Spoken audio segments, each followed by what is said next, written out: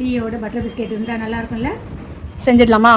But கொஞ்சம் healthy வெர்ஷன்ல பார்ப்போமா? இதுக்கு 3 இன்கிரீடியன்ட் இருந்தா போதும். ஃபர்ஸ்ட் வந்து பட்டர் மேக் ஷூர் இது வந்து ரூம் டெம்பரேச்சர்ல இருக்கணும். நான் இன்னைக்கு வந்து ஸ்வீட்னர் கோகனட் சுகர் எடுத்திருக்கேன். இதோட மெஷர்மெண்ட்ஸ் எல்லாமே நான் டிஸ்கிரிப்ஷன்ல கொடுக்குறேன், செக் பண்ணி பாருங்க. பட்டர் அண்ட் சுகர் ரெண்டுமே நல்லா கம்பைன் ஆகி வந்த பிறகு ஃபிளார் வந்து ஆட் பண்ணிக்கலாம்.